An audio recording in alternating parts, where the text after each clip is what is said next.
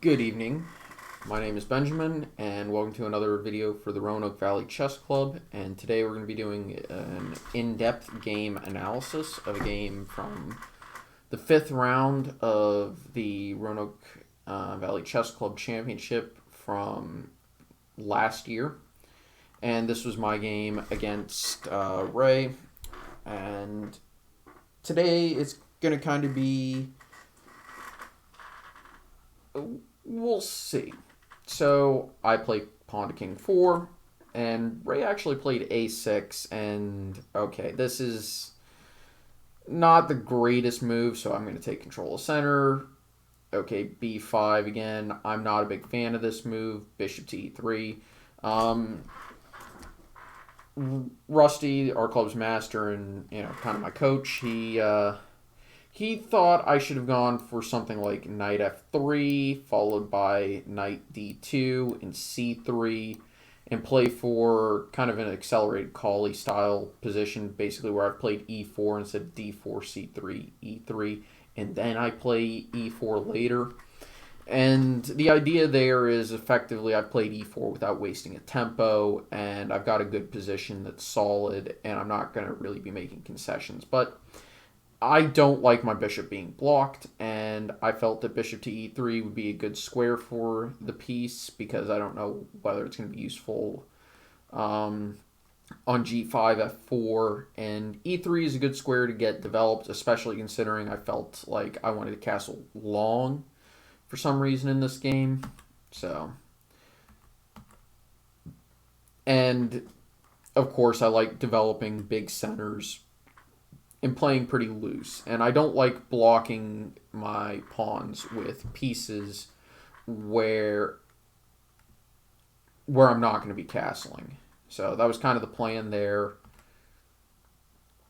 And I took here just to really get myself an open f-file because I figured Ray was going to castle short, and I would have liked an open f-file to maybe put a rook there. And maybe on this move, I probably should have considered d5 just to lock the center, but I didn't because I felt if he took on d4, my knight on capturing with the knight would have been good for me. So it's kind of what happened, and those were fairly normal moves. Castle there. And c5, and I really did consider here, but the problem is at the end of the day this bishop would get captured, so I decided to kick the knight, see what it would do, and then capture.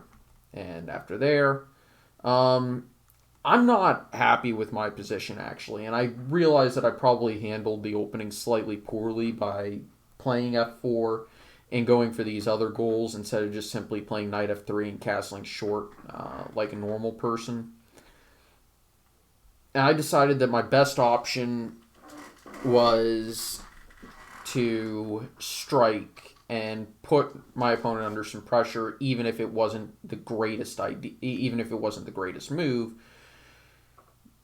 or even plan, because at the end of the day, at least I'm going to be making some threats. So I took. And this is actually kind of an important thing. If you can put your opponent under some serious pressure, you should be okay. King b1 just to make sure that I'm not getting annihilated on the queen side. And 3 connected passers. It's going to take a lot of time for those to get rolling and to actually be effective.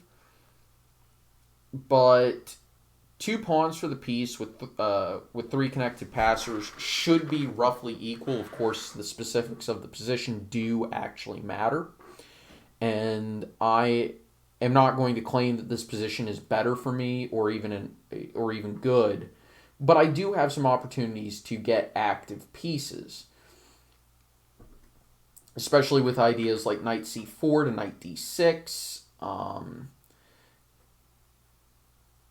and maybe my h-rook to the f-file, stuff like that.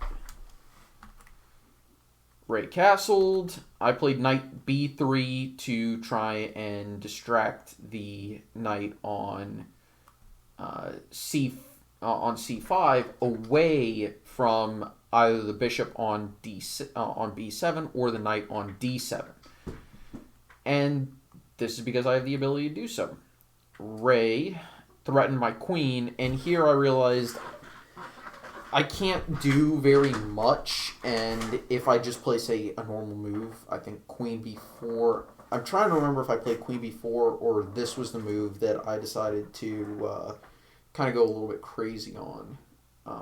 I want to say I played a certain move here, and here I actually felt like I maybe actually did something good. Okay, no, I did play queen b4 here. Okay. And sorry if I'm fidgeting. My knee is really not happy with me right now for some reason. And of course the knight on c5 is pinned, and that was a big idea. Ray decides to threaten the queen, and this is where I decide, okay, it's time to add a little bit more fuel to the fire, and I took on d7. And the idea is basically, I've recaptured my piece, and now I'm actually up 2 pawns. And he can't recapture the rook because I take the queen, and yeah. So instead, he takes my queen. I takes there. And I kind of realized that I have an opportunity to shut that bishop out of the game because there's not going to be a lot of squares available to that light squared bishop after, say, after I protect the pawn on b3, I play c4, and it's just good for me. And this is a great move to find. And the idea is basically he takes my rook, I play knight to c6, and it's a fork, and I pick up the rook, and, well, I'm just up 3 pawns. So I've won a pawn here.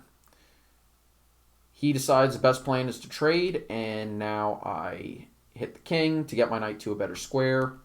Knight c5, bishop c8, and the whole plan with this was to play b5 and c4. But, of course, he stops me from doing that. But the whole goal of my position right now is to lock that bishop out of the game. Hence why I advance my king, hence why I put my rook where I do, and get the rook to the 7th. Put pressure there. And, by the way, that my knight is actually dominant over the bishop. And the goal here is quite simple. Or at least it should be seen as a simple idea of putting the knight there. And that is to, what was the goal there? Oh yeah, I was to play b5 and then knight c6, if I remember correctly. Okay, there. And just what happens to this bishop is just really mean. As you can see, the game is Ray resigned here, but the whole point is that that bishop literally has no squares because he plays bishop d7 to try and trade off my great knight. I just play quite happily c6, and that bishop has to go back to c8. And my king controls e6. Well, not really, but he could go to e6 with the bishop, but at this point, my knight's on a great square. His pawns are immobile. I've got 3 connected passers, so maybe I would just trade and put my king on f6. And there's no good moves for black to make. This is Zugzwang. And that bishop was just locked out of the game once we transitioned to the ending. And that's an extremely important thing. If we look at how that developed, basically, once Ray threatened my king with rook to b8, or threatened my queen with rook to b8, I decided that it's time to unleash the tactics that I did have. Rook takes d7. And I'm getting 2 minors for the piece, and my position's actually pretty decent. Albeit, I do have to be careful, but I actually like the position.